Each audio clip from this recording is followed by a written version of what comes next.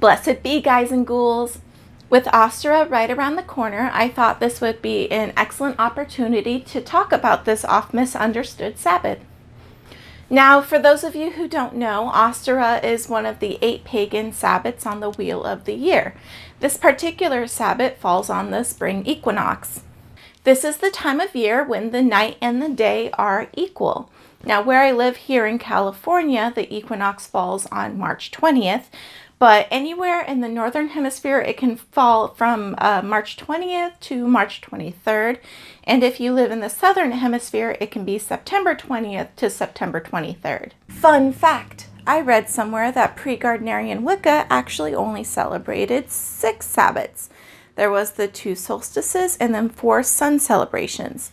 Now, Gardner actually adopted the celebration of the 2 equinoxes based on the practices of iconic witch Doreen Valiente. It makes a lot more sense to me. It's kind of weird to me personally that they would celebrate the solstices and not the equinoxes. So this really balanced out the Wheel of the Year. Yeah, the more you know. Ostara is the second of the spring Sabbats, and like all of the spring Sabbats, it focuses on renewal and fertility. If the first spring Sabbat Imbolc is more of a hopefulness for warmer days yet to come, kind of like Groundhog Day, then Ostara is a boisterous, exuberant celebration of the official first day of spring. It's the time of the year when people can finally marvel at the blossoming world around them. Now, Ostara is perhaps the most misunderstood of all of the Sabbats.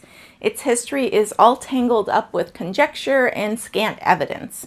Now, although the historical provenance of Ostara is hard to pin down, when it comes to spiritual practice, this doesn't matter in any way. But the development of the holiday is important, if only to dispel any misinformation. We have very little pre-Christian evidence associated to the celebration of this holiday, except that it did exist. Now, this lack of evidence isn't surprising, considering most Indo-European pre-Christian civilizations didn't actually use a written language. Instead, they passed down their histories and traditions orally. The earliest written account we have of a spring equinox celebration is actually from the writings of a Northumbrian monk named Bede, B-E-D-E, in 735, and he called it Oystermonath. He spoke of a festival that honored the goddess Oyster over several days. Now, the name Ostara comes from German mythologist Jacob Grimm in 1863, and he stated Ostara was the name for the same festival. He stated that the name Ostara comes from the celebration honoring the ancient German goddess, also called Ostara or Oyster. What's really cool about Ostara, like a lot of Sabbats, is that it marries together the traditions of a lot of different cultures. For example, there is very little information about the goddess Ostara, and there's been some conjecture that Ostara is actually derived from the Babylonian goddess Ishtar, and modern Ostara does integrate a lot of the same practices used in the Babylonian spring equinox celebration called Akitu, namely that Ishtar joins in a union with the god Marduk. And a shrine to the goddess Ishtar, also called Astarte, was found near the ruins of Bede's Abbey. But it's important to remember that Ishtar and Oyster are 2 different ladies. Although the practices used to honor both of these goddesses have been integrated into modern Ostara, the name of the holiday itself has been proven to be derived from oyster. And, in case you haven't noticed yet, the name oyster has evolved into Easter in English and Ostern in German. Ostara is the time of the year when the goddess and the god join together and the goddess conceives the fruit of their union.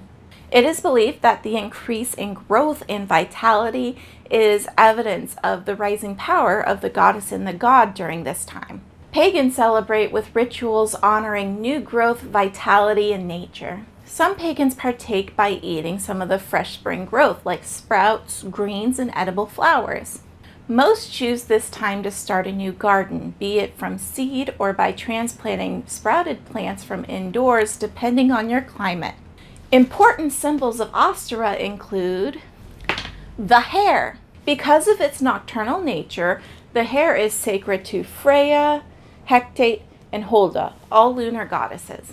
Both the hare and the moon have a strong association with death and rebirth, so it makes sense that that symbolism carries over into the death and rebirth of spring. Hares are also a major symbol of fertility because hares can actually conceive while already pregnant, hence the term like rabbits.